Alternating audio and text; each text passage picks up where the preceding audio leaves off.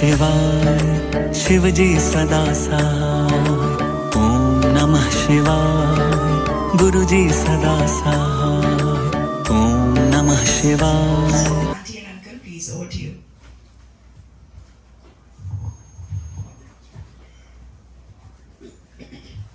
जय गुरु जी, जय गुरु जी, शुक्राना गुरु जी और पूरी संगत का शुक्रियाना कि उन्होंने मुझे एक बार फिर ये अवसर दिया है कि मैं इस संगत में सत्संग करूं। गुरु जी से हम कनेक्ट तो हुए थे 2000 में और एम्पायर स्टेट में, और आज 24 साल बाद एक बार फिर हम एम्पायर स्टेट में खड़े हैं न्यूयॉर्क में। तो ये 24 साल की जर्नी एम्पायर स्टेट से एम्पायर स्टेट तक आ पहुंची है, जो कि एक बहुत ही आनंद का विषय है। तो ये मैं अपना सत्संग 2000 से शुरू नहीं करूंगा, बल्कि 2020 से शुरू करूंगा, जब हम एडिसन आए थे। तो 2019 में भयंकर कोविड था, तो दिल्ली में जूम पर सत्संग हो रहा था। तो ये मिसेज जो है जूम पर सत्संग भी करती थी और सुनती भी थी।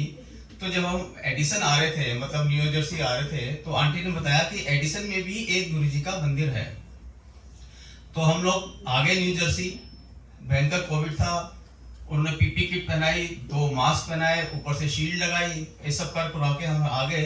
तो पहले 4 महीने तो हिम्मत नहीं हुई बाहर निकलने की, लेकिन फिर जनवरी 2020 में हम लोग बाहर आए और फिर हम एडिसन के मंदिर में पहुंचे।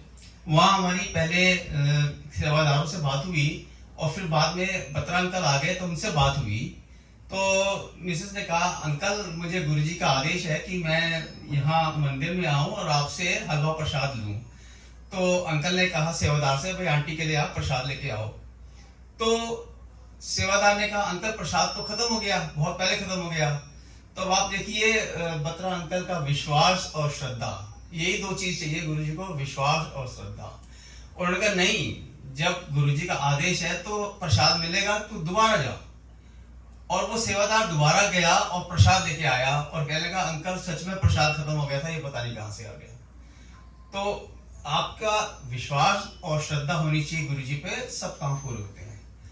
अब मैं चलता हूँ 2000 वसंत कुंज दिल्ली। संडे का टाइम, संडे था, 10 बजे का वक्त था। मेरे पास एक फोन आता है एक फ्रेंड का कि एफसी जैन कि डीके मैं तेरे घर आ रहा हूँ। मैंने कहा आ जा। वो आ गया, हमने खाना खाया, उसके बाद शाम को चाय पी। 6 बजे वो कहने लगा कि यहाँ पास में ही एम्पायर स्टेट है, जहाँ हमारे गुरुजी बैठते हैं, जो पहले जलंधर में थे, निर्मल उनका नाम है, पर सब गुरुजी कहते हैं। तो मैंने कहा देख यार बात सुन, मुझे तो गुरुजी वगैरह पे कोई विश्वास है नहीं, मुझे ले जाएगा कोई फायदा तो होगा नहीं। तो वो कह लगा नहीं नहीं, ये गुरुजी डिफरेंट है, तो चल। तो मिसेस कह लगी पास तो ही, हमारे घर से कुल 3 मील के डिस्टेंस पे था, यानी 10-12 मिनट का रास्ता था। हमने कहा चलो चलते हैं। तो जब गुरुजी के पास पहुंचे तो उनका ऑरा ही कुछ अलग था, बड़ा ही तेज था उनके चेहरे पे। तो बड़े हमको बड़ा इंप्रेस हुआ, हमको लगा कि ये गुरुजी वाकई में डिफरेंट है। तो हमने गुरुजी के पैर छुए, तो उन्होंने इंट्रोड्यूस कराया कि ये मेरे रुड़की के क्लास वाले और ये उनके मिसेज है। तो गुरुजी ने इनसे पूछा कि कहाँ रहते हो। उन्होंने कहा गुरुजी वसंत कुंज रहते हूँ, B2 में। तो बोले तेरा नाम अब से B2 वाली आंटी हो गया। तो फिर गुरुजी उस समय कुछ उनके पास फोटो थी, उस पर वो कुछ लिख के रखते जा रहे थे। तो ये वहीं बैठ गई। तो गुरुजी ने कहा वहां बैठ जाओ। तो ये उठी नहीं। तो गुरुजी ने क्या, तो बोले गुरुजी एक फोटो दे दो अपनी। तो गुरुजी कह गए पहले दिन आई, पहले दिन मंगने लग गई, जा बैठ जा वहां। तो ये नहीं उठी। तो गुरुजी कहा अच्छा चल ले ले फोटो। तो इनको पहले दिन ही गुरुजी की साइन की भी फोटो मिल गई। तो हम लोग आके बैठ गए, चाय प्रसाद आ गया, थोड़ी देर बाद प्रसाद आ गया, उसके बाद लंगर हो गया, सब कुछ हो गया। तो मैंने अपने फ्रेंड से पूछा ये गुरुजी प्रवचन कब देते हैं। तो बोले गुरुजी प्रवचन नहीं देते, यहाँ पे मेडिटेशन होता है और आपकी जो भी अरदास होती है वो गुरुजी को पता लगती है और वो गुरुजी ब्लेसिंग्स देते हैं, वो पूरी होती है। अचानक 10 बजे गुरुजी खड़े हुए और बोले बड़े मंदिर चलते हैं। और गुरुजी बाहर निकले, गाड़ी में बैठे और निकल गए। तो मैंने उसको कहा ये गुरुजी तो चले गए बड़े मंदिर, हमें तो पता नहीं बड़ा मंदिर कहाँ है। तो उसने कहा नहीं मुझे पता है, मैं जलंधर से आता था जब ये मंदिर बन रहा था देखने के लिए। तो हम बड़े मंदिर चले गए, तो वहां भी भजन कीर्तन चलता रहा और 12 बजे के बाद सब लोग घर चले गए। तो अगले दिन एससी जैन तो घर चला गया। तो 6 बजे के करीब फिर मिसेस कहने की चलो गुरुजी क्या चलते हैं। तो मुझे भी बड़ा अच्छा लगा, तो फिर हम गुरुजी के यहाँ चले गए। तो उसके बाद से हमारा ये एक नित्य नियम का प्रोग्राम बन गया कि हम रोज 6 बजे नहा के और गुरुजी के दरबार में जाने लगे। तो एक दिन बैठे बैठे गुरुजी ने बुलाया मेरे को और कहने लगे तू की करता है।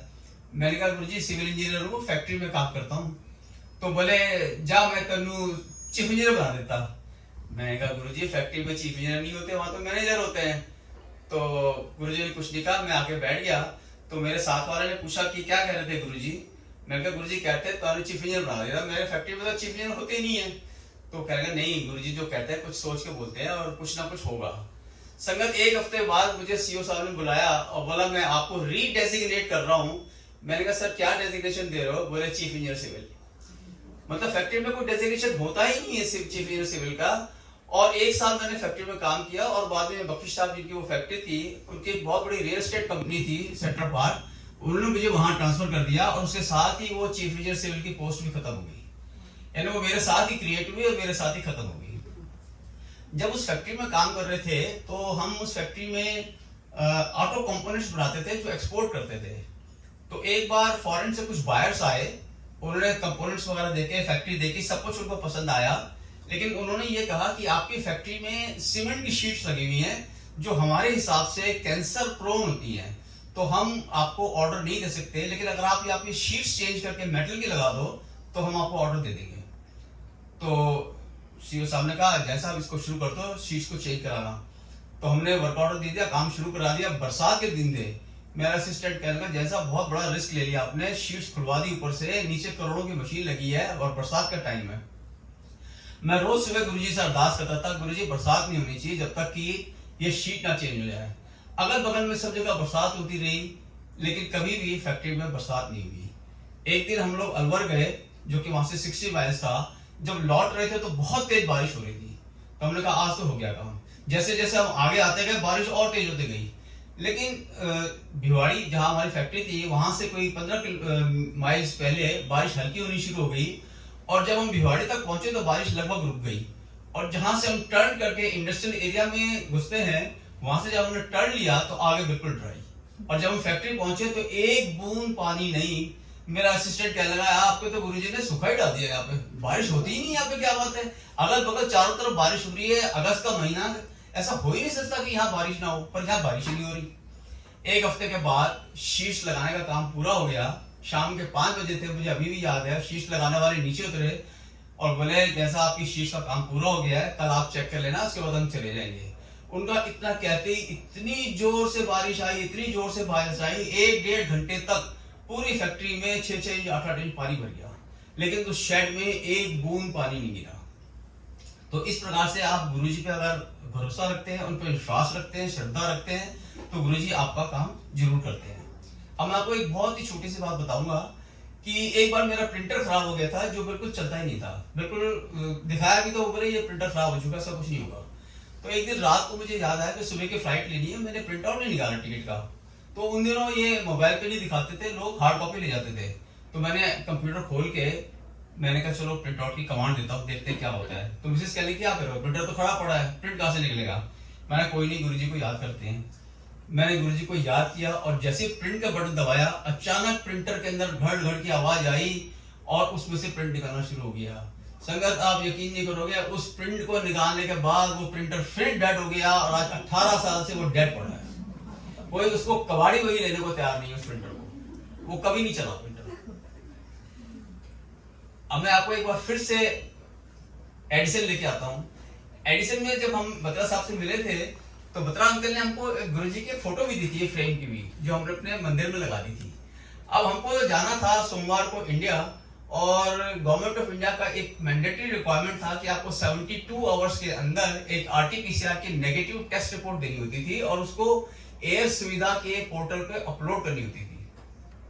तो हमने सैटरडे को जो है अपना सैंपल दे दिया और सैंपल देने के बाद हम फिर एडिसन के मंदिर में आ गए। तो अंकल ने कहा हम तो आपको याद ही कर रहे थे, आपको कल सत्संग करना है। हमने कहा ठीक है। तो संडे को हमने सत्संग किया, उसके बाद घर गए और हम रिपोर्ट की इंतजार करने लगे। रिपोर्ट नहीं आई, शाम हो गई, रात हो गई। तो हमने कहा 2 दिन तो हो गए। फिर हमने सोचा शायद संडे था इसलिए रिपोर्ट नहीं आई होगी। मंडे आ गया, 10 बज गए, रिपोर्ट नहीं आई। हमारे पास जिन्होंने टेस्ट लिया था उनका एक पैम्फलेट था, तो उसमें एक फोन नंबर था। तो हमने उसको फोन किया तो कह गया हाँ आपका सैंपल तो आया है, लेकिन वो तो आज सुबह आया है। आपको तो रिपोर्ट नहीं मिल सकती आज, इतनी जल्दी रिपोर्ट थोड़ी मिलती है। हमने कहा हमारी तो फ्लाइट 8 बजे की। तो कहता अब क्या करें, फ्लाइट आपकी, वहां पर सैंपल ही अभी आया तो अब क्या करें।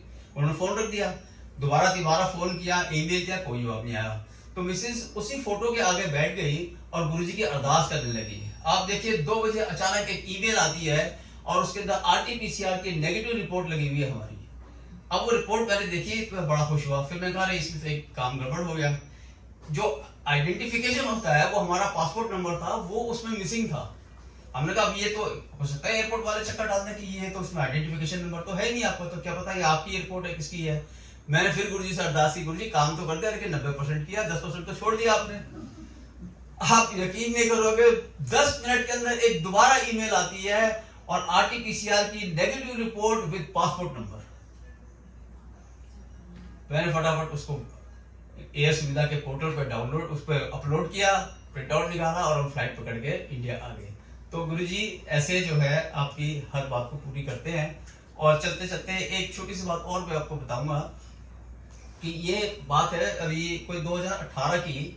हम बड़े मंदिर जा रहे थे, तो बड़े मंदिर से के साथ सटा हुआ है राधा स्वामी का बहुत बड़ा कॉम्प्लेक्स। तो वहां उस दिन जो है बहुत बड़ा सत्संग हो रहा था। तो उन्होंने रस्सी लगा के रास्ता बंद किया हुआ था, एक रोड को डिवाइड किया हुआ था ऐसे। तो रोड आधी लगी थी, तो हमको मंदिर तक पहुंचने में बहुत टाइम लगा। तो मैंने कहा आज ही उनको सत्संग कर रहा था, आज हमको इतनी देर हो गई। तो मिसेस कह रही गुरुजी को वापसी पे जो है अच्छा सा रास्ता दे देना। तो जब हम वहां से निकले हैं और जैसे ही हम उस रस्सी तक पहुंचे हैं, वो राधा स्वामी सत्संग के गार्ड ने हमको हाथ देके हमारा रास्ता रोका, रस्सी खोली, हमारी गाड़ी अंदर ली और रस्सी बंद कर दी। और हमारी गाड़ी तो पहले से भी फुल स्पीड से हमारी गाड़ी निकल गई और हम आ गए। ऐसे गुरुजी की बहुत सारी ब्लेसिंग्स हैं। तो फिर कभी मौका मिला तो फिर और बताएंगे। जय गुरु जी। जय गुरु जी, शुक्राना गुरु जी, लख लख शुक्राना। आपने मुझे ये ब्लेसिंग दी कि मैं आपका सत्संग कर सकूं। बड़े दिनों से मन था कि बहुत दिन हो गए मैंने सत्संग नहीं किया। कई बार दिल्ली से भी आ जाता था फोन कि सत्संग करो, उनका भी फोन नहीं आया था काफी दिनों से। तो आज मुझे ये मौका मिला, आपका लख लख शुक्राना। शुक्राना सत्संग संगत जी, कोई गलती हो जाए तो माफ करना। तो मैं अपनी जर्नी बताती हूँ। 2000 से शुरू हुई थी। तो हम गुरु जी के पास जाने लगे थे। तो तभी हम फैमिली के साथ वैष्णो देवी गए थे। तो वहाँ पर जब हम गए तो बहुत बारिश थी।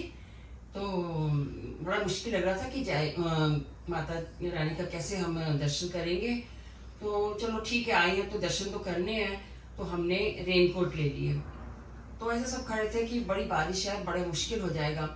तो मेरी सिस्टर ऐसे मजाक करने लगी, तो अपने गुरुजी को कर ना अरदास। मैंने कहा हाँ ये बात तो ठीक है, लेकिन मैंने आंखें बंद की। मैं गुरुजी अब तो जो है लाज रख लो हमारी। तो ठीक है, हम अपने जो है देखने लगे कि बारिश रुके तो हम थोड़ा सा चलें।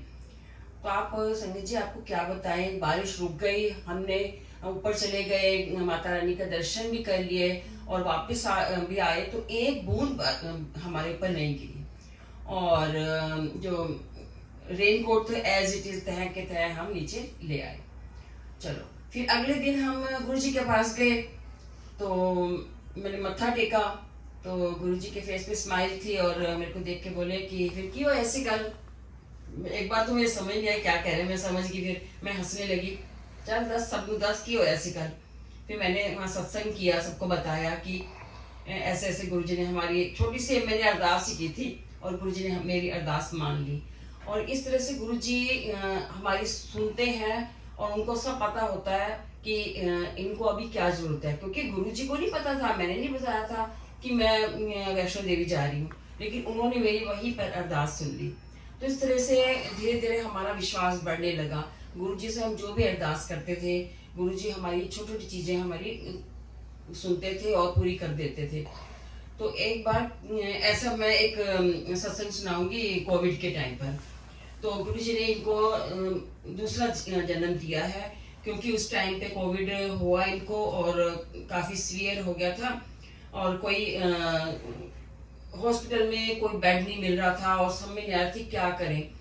और बड़े सब लोग स्ट्रगल कर रहे थे कहीं मिल जाए। मेरे ब्रदर्स लोग सब यहीं पर हैं, डॉक्टर्स हैं, लेकिन यहाँ से वो ट्राई कर रहे थे लेकिन कहीं नहीं मिल रहा था। बहुत मुश्किल हो रही थी, अब क्या होगा, इनकी तबीयत खराब होती जा रही थी।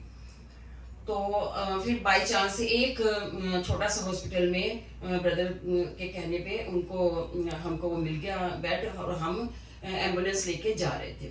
और बहुत उदास थी मैं, बहुत गुरुजी से गुस्सा भी कर रही थी, गुरुजी देखो सड़कों पे घूम रही हूँ मैं, देखो क्या हो रहा है मेरे साथ, और बेड नहीं मिल रहा। तो संगीत जी आपको क्या बताऊं, उसी टाइम पर जो है एक फोन आया कि तुम जो है जल्दी मैक्स पहुंचो, आपके लिए एक बेड तैयार है। Can you believe? और जबकि कुछ वहां पर कोई जगह नहीं थी खाली जो किसी को बेड मिल जाए। अच्छा, हमने उसको कहा भैया हमें आप उधर ही ले जाओ, तो उसने कहा नहीं मैं उधर नहीं लेके जाऊंगा, आपको हमारे हॉस्पिटल जाना पड़ेगा। गुरुजी से रिक्वेस्ट करी, गुरुजी कुछ करो, और हम जो है फिर मैक्स चले गए। मैक्स में इनको जो वहाँ पर नर्स खड़ी थी सिलेंडर लेकर, ऑक्सीजन सिलेंडर लेकर, और फटाफट इनको उसमें बिठाया और उनको अंदर ले गए। हम तो बाहर ही थे, मैं फिर अपने घर आ गई, अकेली थी मैं, घर में कोई नहीं था, बच्चे इधर ही थे।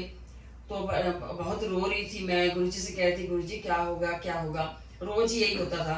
तो एक दिन मुझे गुरुजी की आवाज आई जैसे रोंदी ना रहा कर, आजूगा कर, जल्दी आजूगा। मैंने कहा गुरुजी अब कभी नहीं रोऊंगी, और मैं गुरुजी से अरदास करती रही। लेकिन मैंने कहा गुरुजी कैसे पता लगे कि आप सुन रहे हो सब, आप उनके पास हो।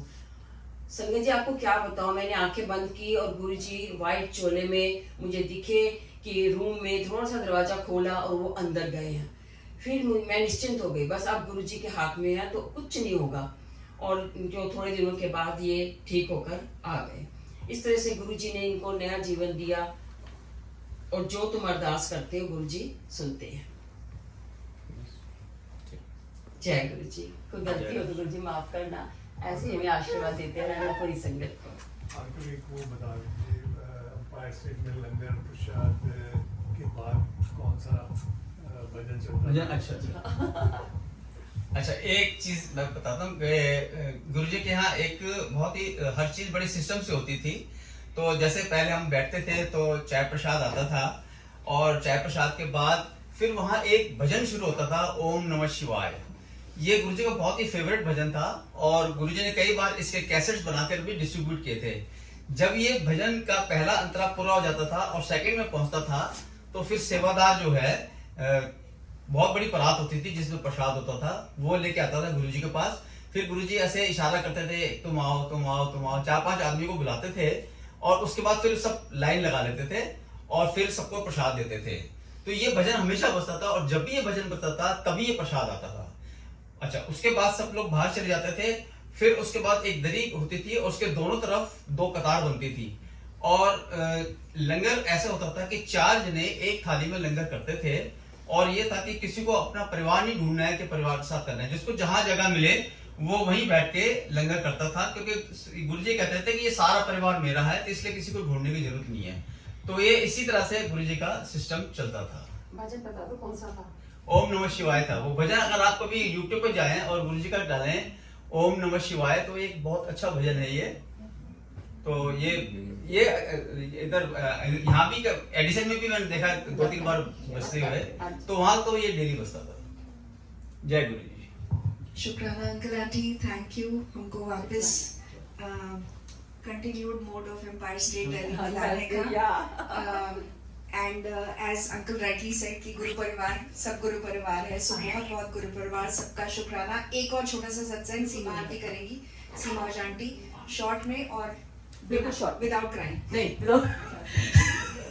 नमस्ते गुरु जी, जय गुरु जी, जय गुरु जी, शुक्राना गुरु जी। तो मैं एक छोटा सा बिल्कुल 2 मिनट का सत्संग शेयर करना चाहती हूँ, क्योंकि वो बिल्कुल अभी के लिए एक्ट है। अगले महीने में होंगी नहीं, पिछले महीने में थी नहीं। तो 2018 की बात है, हम 3-4 सत्संग से आ रहे थे और गाड़ी रुकी थी। तो एक आंटी जो ड्राइव कर रही थी वो मुझे कहती है, सीमा आंटी मुझे ना गुरुजी ने एक विजन दिया था, 1-2 दिन होगा मुझे याद नहीं। तो मैंने कहा क्या था? वो कहती हैं गुरुजी ने दिखाया कि मैनहट्टन में मंदिर खुलेगा, गुरुजी का मंदिर खुलेगा, और पर हाइट में होगा। मैंने कहा हाइट में? यहाँ तो कोई माउंटेन नहीं है, क्योंकि हाइट होती है तो we automatically think of mountain. तो मैं हर समय ना मेरे माइंड में ये बात चलती रहती थी। मैं कहा गुरुजी कहाँ होगा कहाँ होगा? 2018 और 2024 मार्च में गुरुजी ने ये रहस्य खोला कि एम्पायर स्टेट में ही खुलेगा, which we couldn't think of, and on the 52nd floor. So Guruji का इतना शुक्राना है कि जो कभी हम इंडिया जा सकते हैं, नहीं जा सकते हैं, पर अब हमें ये फ्लेक्सिबिलिटी है कि हम आके यहाँ के दर्शन कर सकते हैं. हालांकि गुरुजी हर समय हमारे साथ हैं, बट मंदिर तो मंदिर ही है. जय गुरुजी, शुक्राना गुरुजी, शुक्राना संगत जी.